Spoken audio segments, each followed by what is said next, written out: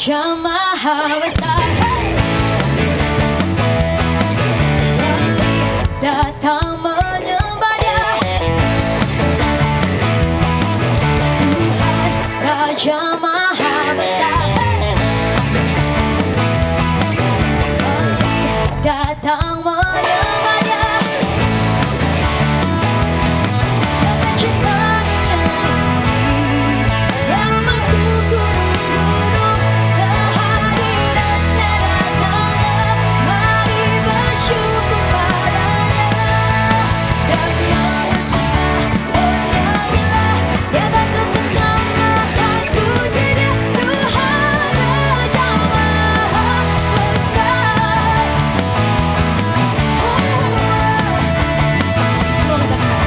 Tuhan Raja Maha Besar, mari datang menyembah Dia. Tuhan Raja Maha Besar, mari datang menyembah Dia. Yang mencipta dunia ini, yang membentuk gunung-gunung, kehadirannya datanglah, mari bersyukur padanya. Semua dengan bersuka bernyanyilah, Dia bantu keselamatan, puji Dia, Tuhan Raja Maha Besar. Dengan bersuka bernyanyilah, Dia bantu keselamatan, puji Dia, Tuhan Raja Maha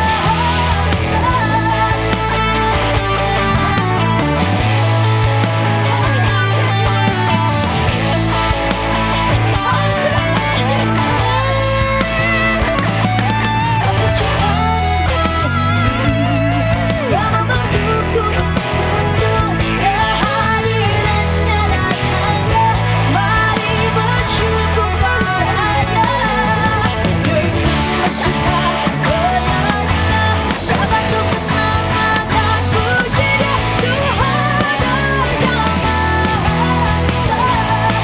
Once again, dengan bersuka bernyanyilah, Dia bantu keselamatan, puji Dia, Tuhan Raja Maha, Tuhan Raja Maha, Tuhan Raja Maha Besar.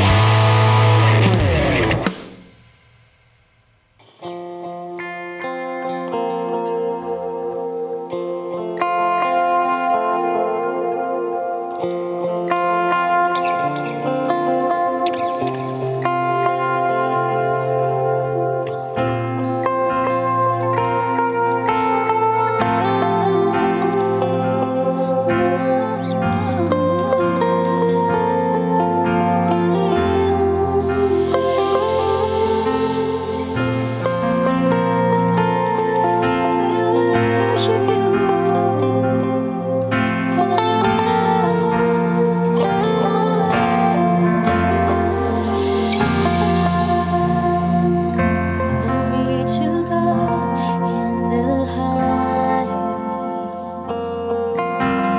for Your great and matchless name. I worship You and honor You. You're lifted up in this place, Jesus the Son, there's no other. Heavenly King, Lamb of God,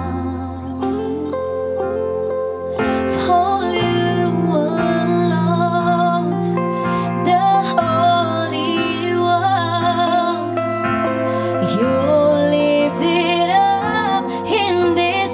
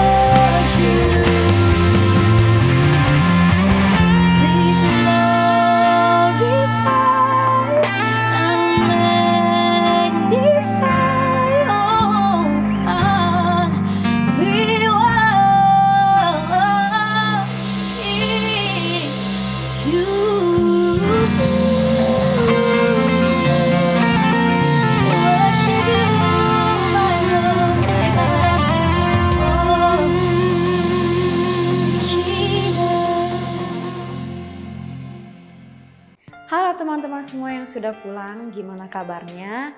Kita ketemu lagi ibadah online hari ini. Sebelum kita mendengarkan firman Tuhan, mari kita berdoa. Tuhan Yesus, terima kasih untuk hari ini, terima kasih untuk setiap penyertaan-Mu hingga hari ini Tuhan.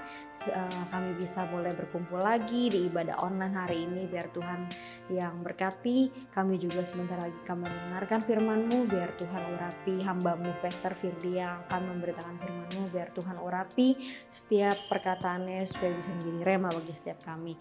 Dalam nama Tuhan Yesus kami berdoa dan mengucap syukur. Haleluya. Amin.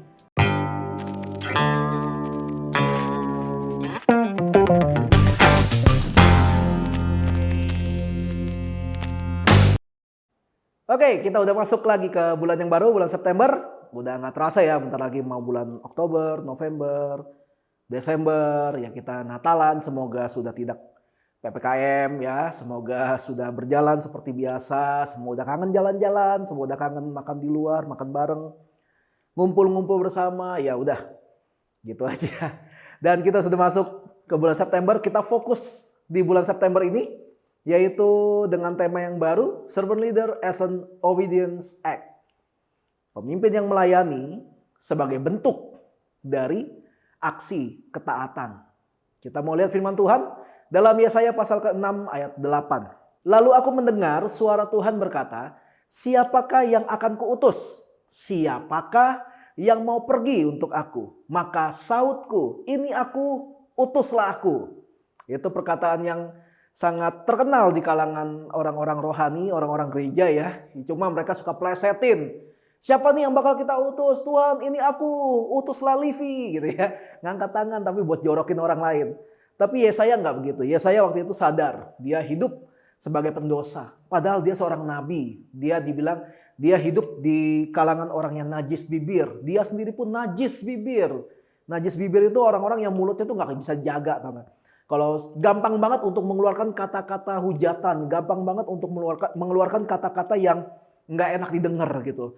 Ya mungkin menurut kita yang ngomong kayaknya enak-enak aja denger, tapi buat orang lain belum tentu enak didengar. Saya ingat dulu saya punya kebiasaan yang kalau kata-kata emang cukup parah ya. Saya gampang banget kayak ngomong orang lain tuh kayak ngomong bego gitu. Dulu sih kayak ya terserah gua dong mulut-mulut gua dulu begitu dulu. Sekarang lagi masih proses pertobatan, sudah mulai mengurangi ngomong kayak gitu. Karena gini, kalau perkataan kita membuat orang lain jadi kayaknya kita ini jadi batu sandungan buat orang lain, lebih baik kita jangan pernah mengeluarkan kata-kata itu. Walaupun secara jujur kalau ngomong kata-kata yang seperti itu kayak lega ya. Apalagi kalau abis lagi emosi, kepala kepentok, ya jempol kaki kejeduk sesuatu. Terus ngomong kata-kata yang sia-sia itu tuh kayaknya lega gitu loh. Lega kayaknya. Tapi kita tahu, kita harus belajar yang baik. Kita harus belajar dimulai dari mengeluarkan kata-kata yang baik. Jangan sampai kita jadi orang yang najis bibir. Gampang banget mengeluarkan kata-kata yang bisa bikin orang lain tersinggung. Yesaya ini punya satu sikap yang baik ketika dia sadar, aduh gua salah nih. Gua orang najis bibir nih, wah gua orang gak bener nih. Ketika itu ada serafim membawa bara dari mesbah lalu disentuh ke bibirnya Yesaya dan Yesaya dibilang begini sama serafim, lihat bara ini telah menyentuh bibirmu dan dosamu telah diampuni. Wah itu luar biasa banget ketika Tuhan mau mengampuni dosa kita nggak ribet gitu. Yesaya kalau kamu mau diampuni kamu harus pergi ke gunung ini, gunung itu, bawa ayam utan yang bulunya hitam, telurnya totol-totol 3 ekor, lalu bawa buah ini, bawa sayur ini, bawa kembang ini. Oh nggak kayak gitu Tuhan kita. Tuhan kita hanya ketika kita melihat kita punya reaksi untuk bertobat, Tuhan nggak pakai lama, langsung oke, karena kamu sudah sadar, kamu bertobat, dosamu diampuni. Seperti itu juga Yesus ketika melihat orang-orang yang datang sama dia, lalu orang ini bawa penyakit segala macam, dan Yesus pernah bilang, pertama kali yang dia katakan bukan hei sembuhlah, enggak. Tapi yang pertama kali dia katakan dia bilang gini, anakku dosamu sudah diampuni. Karena penyakit fisik itu bisa disembuhkan. Penyakit fisik itu sebagian besar bisa disembuhkan. Apalagi kalau lihat zaman sekarang teknologi medis yang luar biasa. Banyak penyakit fisik bisa disembuhkan. Tapi dosa siapa yang bisa sembuhin? Dosa hanya bisalah pengampunan Tuhan. Hanya Tuhan yang mampu mengampuni dosa. Dan lewat kita udah belajar tentang Yesus. Kita tahu kalau orang yang percaya sama Tuhan Yesus dan dia datang sama Tuhan dengan ketulusan hati dan dia bilang gue orang berdosa dan sebagainya. Kita berani bilang ke orang itu, dosamu sudah diampuni. Karena kita tahu, kita kenal Yesus kita kenal Yesus itu bagaimana cara kerjanya. Nah itu, seperti itu kita berhadapan dengan situasi di dunia ini. Yesaya juga gitu, ketika dia sadar, oh dosanya dia diampuni. Lalu Tuhan ngetes, siapakah yang akan aku utus? Terus Yesaya langsung gak pakai lama, ini aku Tuhan, utuslah aku. Tapi berapa banyak ya kita kadang-kadang, aduh siapa nih yang bisa bantuin? Sunyi senyap kayak malam kudus. Kayak malam Natal gitu. Malam kudus, sunyi terus gitu ya. Gak ada yang mau angkat tangan, gak ada yang wah udah. Lu aja deh, lu aja gitu. Beda banget gitu, beda. Tapi Yesaya enggak begitu. Yesaya dia menerima panggilan Tuhan langsung. Tuhan ini aku, dia taat. Padahal dia nggak tahu lu mau diutus kemana. Dia nggak tahu mau dibawa kemana. Dia nggak tahu tuh nanti ke depannya pada masa depannya dia akan berjalan telanjang selama 3 tahun. Kalau kalian baca kitab Yesaya akan terjadi seperti itu. Tapi dia ya udah taat aja lah. Bentuk ketaatan dia. Dia mau melayani pekerjaan Tuhan dengan cara dia taat sama Tuhan. Dia langsung angkat tangan aja. Ya Tuhan yang nanya, ya udah gua angkat tangan aja. Buat dia ini sebuah penghargaan, sebuah anugerah untuk menerima pelayanan itu. Lain Yesaya, lain lagi Hosea. Ada satu nabi kecil dinamakan ada satu nabi yang bernama Hosea. Hosea ini kalau boleh saya bilang Hosea adalah nabi yang paling kasihan. Kenapa? Dia ya jomblo gitu nabi, terus Tuhan tiba-tiba kasih perintah, pergilah ke wanita sundal, ke wanita pelacur, nikahi dia.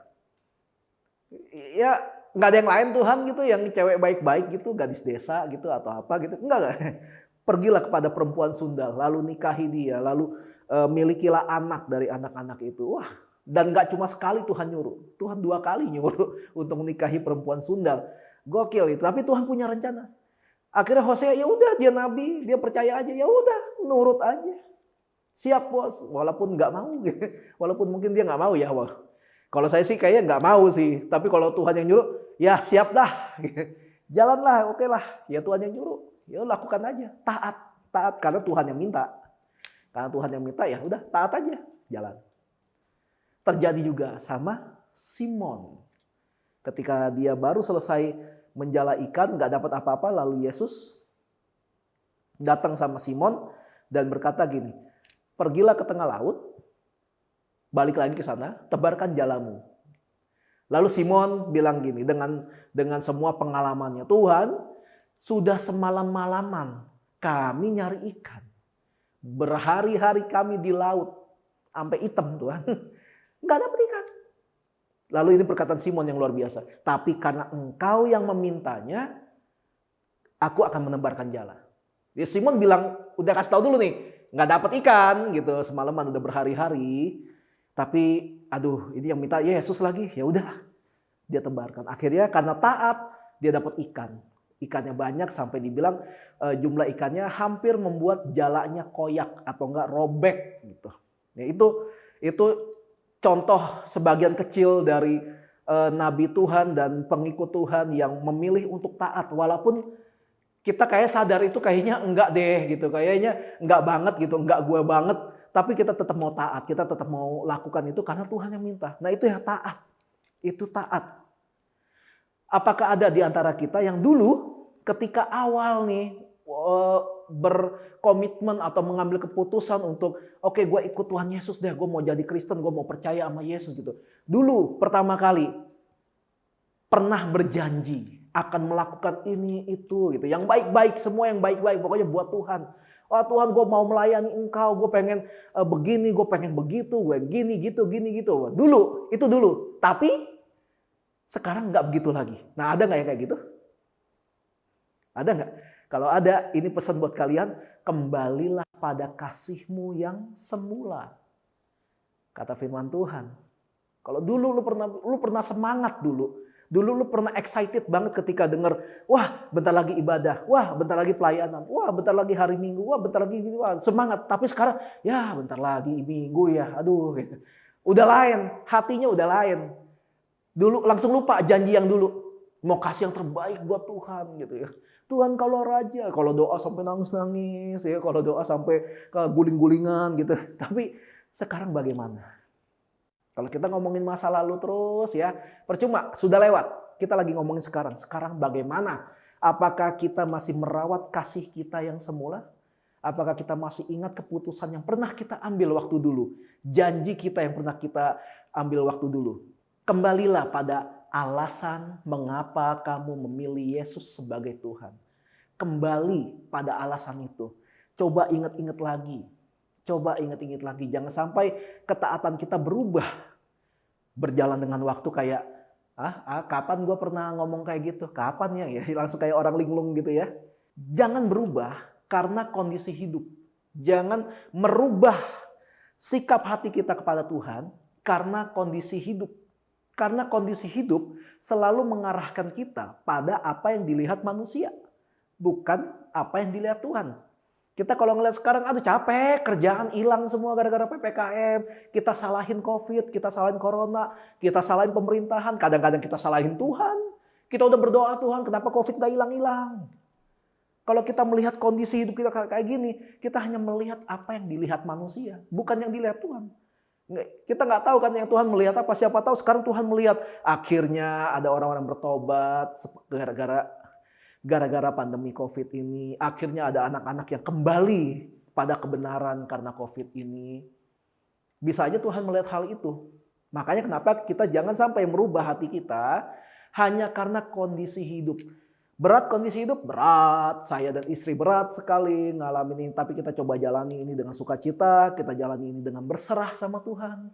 Kita jalani juga dengan banyak bertemu dengan orang, kita konsultasi, kita cerita, kita banyak sharing lah. Dan kita banyak belajar hal-hal yang baik dan kita melihat banyak kebaikan Tuhan yang ditunjukkan. Banyak cara kerja Tuhan yang ditunjukkan buat kita selama masa-masa COVID seperti ini.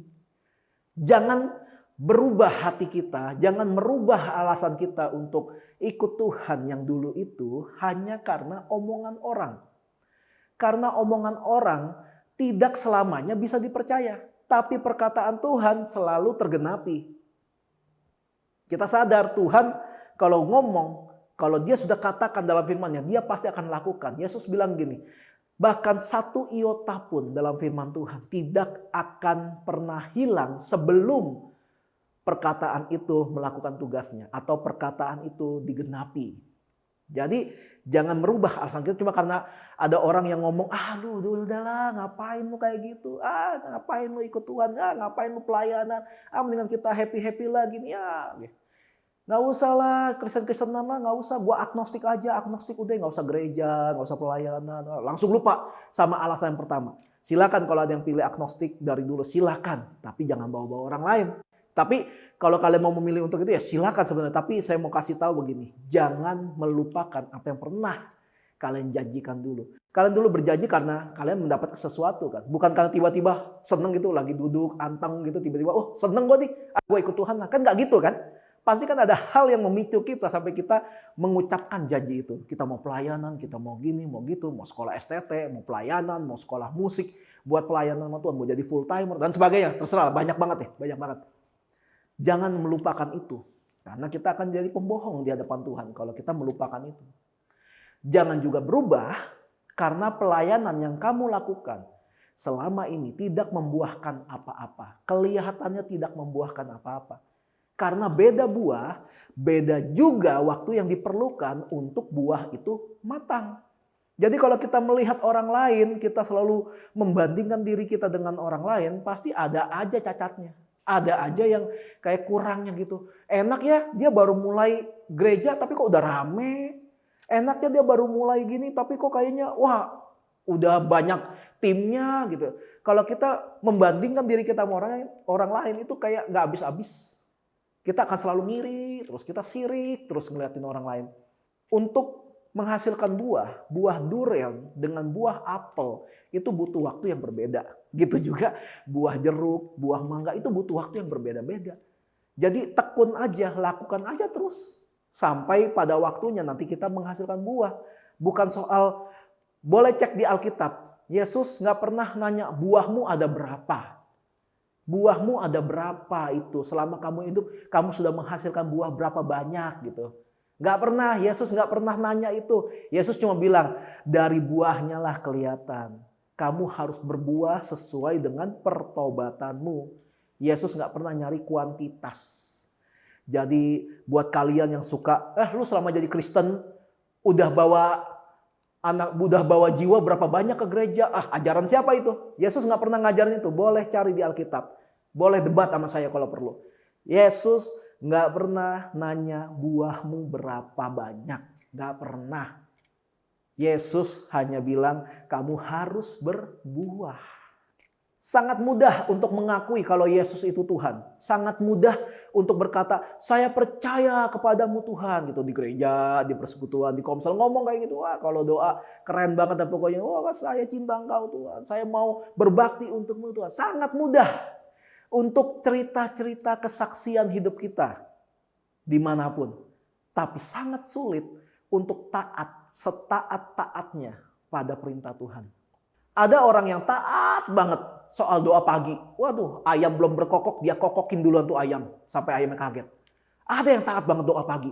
Tapi perkataannya selalu nyakitin orang lain. Dia ingat perintah, tidak sanggupkah kamu berjaga-jaga 1 jam saja. Tapi dia lupa tentang dosa karena lidah. Ada orang yang taat banget baca Alkitab.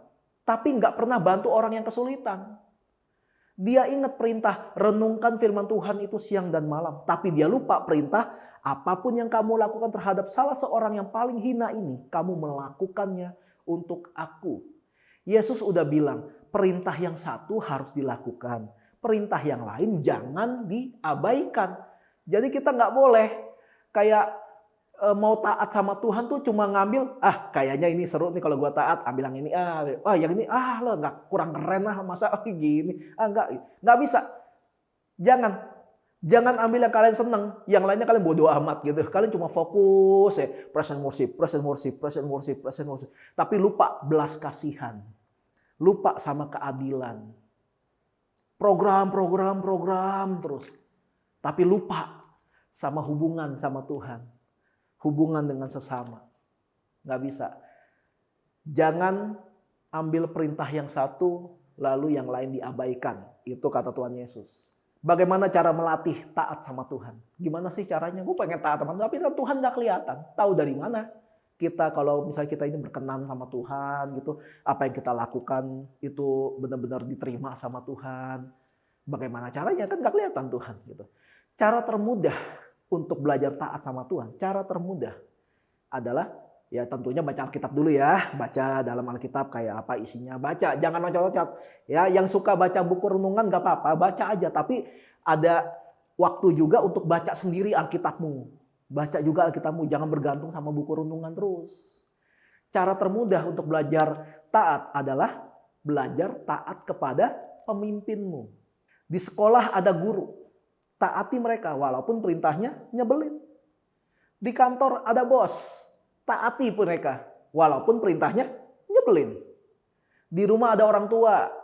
Taati mereka walaupun perintahnya nyebelin. Di gereja ada gembala. Taati mereka walaupun perintahnya. Nah tuh gitu. Ibrani pasal 13 ayat 17 sampai 18 itu berkata begini.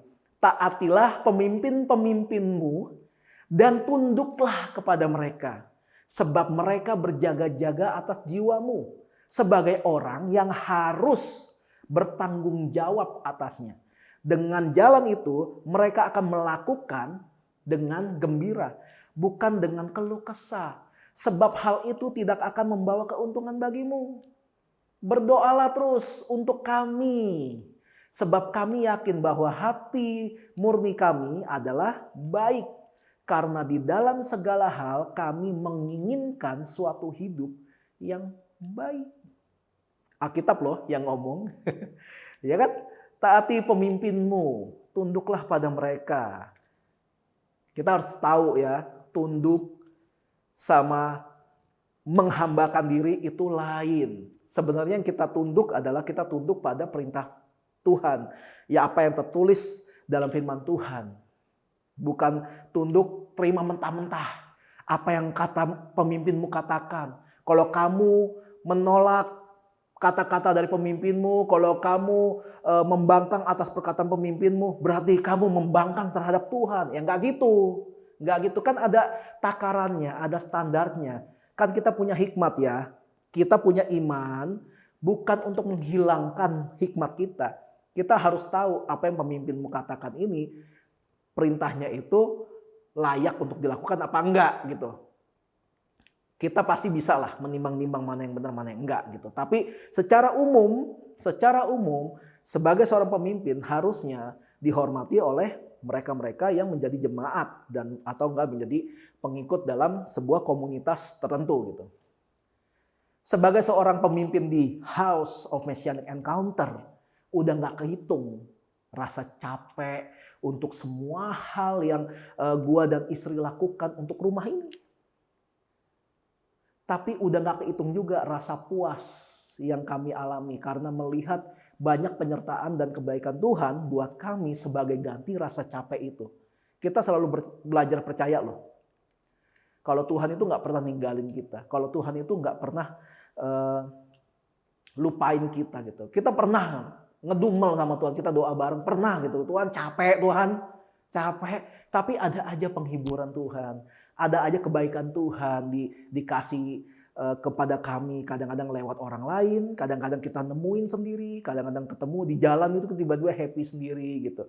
Tuhan nggak pernah ninggalin kami. Kami percaya itu bukan cuma dengan iman, tapi kita udah buktiin gitu. Firman Tuhan yang tadi kita baca itu bilang taatilah dan tunduklah pada pemimpinmu. Bukan tapi karena. Kenapa harus tunduk dan taat pada pemimpinmu? Karena kami ini para pemimpin di sini berjaga-jaga atas jiwa kalian. Berjaga-jaga dari ajaran sesat yang masuk. Kadang-kadang ada aja yang nanyain, kok ini bener kasih kok ini.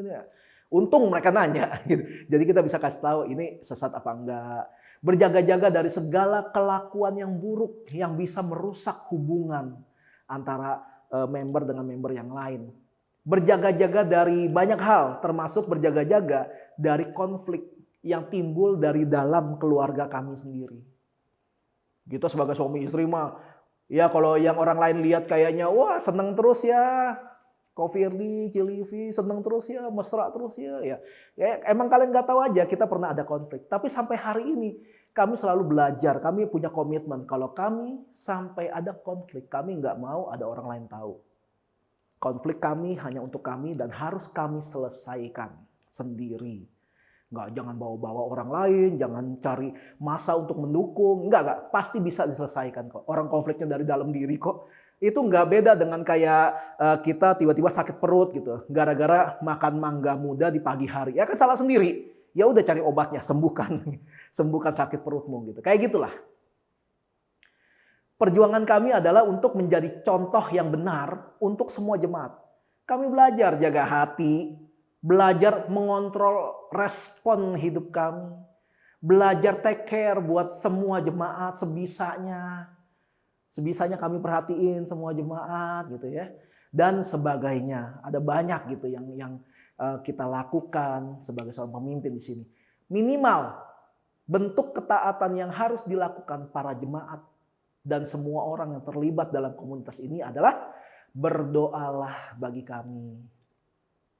Kami ini masih manusia, pasti ada capeknya, ada lemahnya, ada emosinya. Tapi setidaknya dengan ketaatan yang jemaat tunjukkan kepada kami, ya salah satunya dengan berdoa bagi kami bisa melakukan semua kesibukan ini dengan gembira. Walaupun capek tapi gembira. Walaupun kayak mumet gitu, tapi kami lakukan ini semua dengan gembira. Siapa yang gak suka diperhatiin? Istri saya pasti suka diperhatiin. Wah, Yang, kamu Wow, pokoknya puji, pasti suka gitu. Walaupun kayak nggak ada apa-apa, tiba-tiba puji aja langsung. Yang, wow, kamu kinclong hari ini gitu, pasti suka gitu. Kalau nggak percaya coba sama istrinya masing-masing ya. Jangan sama istri orang lain, bahaya. Coba sama istri masing-masing. Wah sayang kamu cantik hari ini. Ya, paling istri kamu bakal jawab, oh jadi hari ini doang saya cantik. Nah itu cewek kayak gitu. Ya, jadi cuekin aja gitu kan. Tapi puji gitu. Walaupun nggak ada maunya gitu, tapi muji aja. Nah siapa yang nggak suka diperhatiin? Istri saya juga pasti suka diperhatiin. Wah, saya juga suka diperhatiin. Siapa yang nggak suka diperhatiin? Siapa yang nggak suka dipuji? Semua orang suka, termasuk kami, Firdi dan Livi sebagai pemimpin home. Nggak usah bohong lah, kami juga suka dipuji, kami suka diperhatiin. Memang kami nggak mencari itu semua gitu, tapi kalau ada orang yang memberikan perhatian itu kepada kami, percayalah, kami senang. Pasti semua orang kalau diperhatiin, mana ada sih orang yang diperhatiin? Nggak usah kepo dah lu, lu bulut lu, mana ada, nggak ada. Pasti setidaknya minimal kayak, oh makasih Pak, setidaknya begitu kan, walaupun dia nggak nyari-nyari. Tapi basicnya orang itu suka dipuji, orang suka diperhatiin. Tapi kalau nggak ada yang perhatiin gimana? Kalau nggak ada yang perhatiin kami gimana? Kalau nggak ada yang puji kami gimana? Sebagai seorang pemimpin di sini, yaitu harga yang harus kami bayar memang. Emang kami menjadi pemimpin di sini bukan untuk mencari itu semua gitu. Balik lagi kalau dikasih ya kami senang. Tapi kalau nggak ada yang ngasih, ya itu harga yang harus kami bayar. Itu kami diupahi oleh Tuhan, diupahi oleh Tuhan.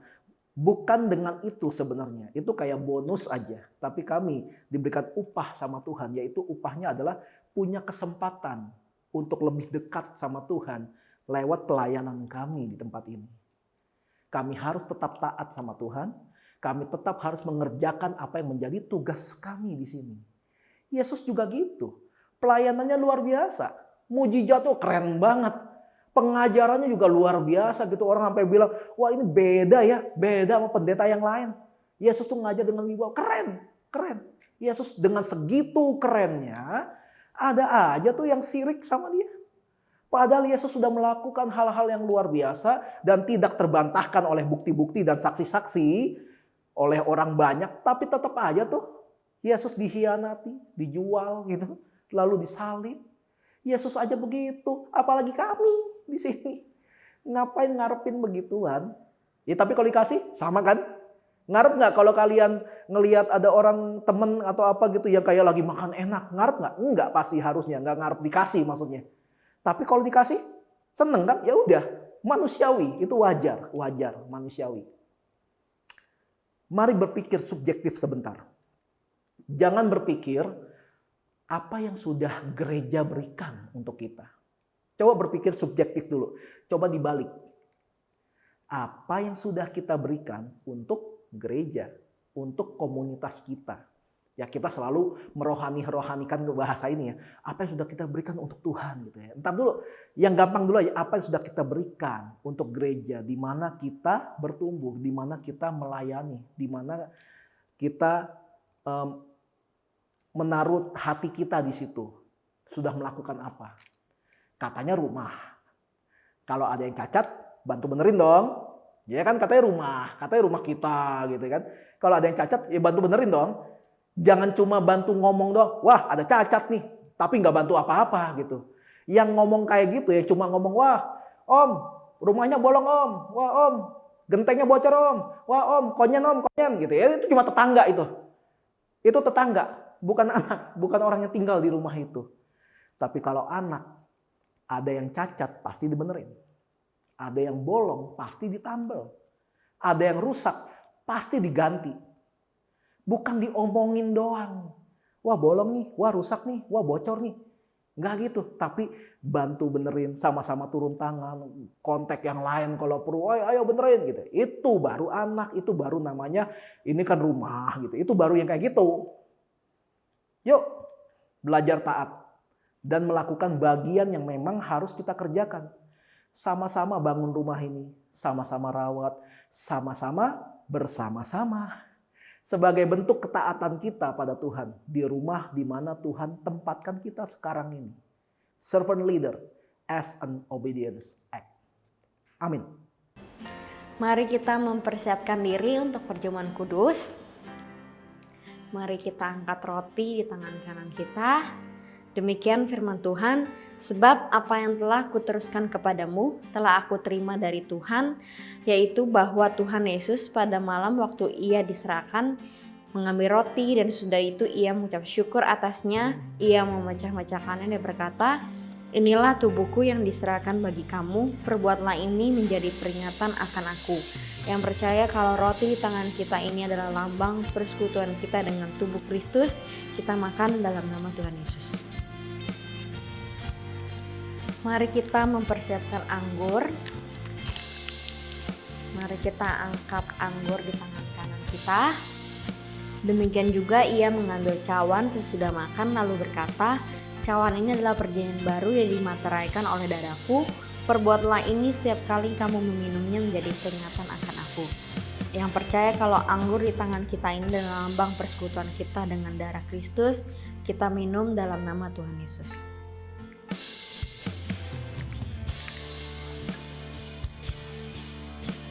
Mari anak-anak yang disayang Tuhan, mari kita nyanyikan doa berkat. Tuhan memberkatimu. Tuhan melindungimu. Dia menyinarimu dengan wajahnya dan memberikan kasih karunia.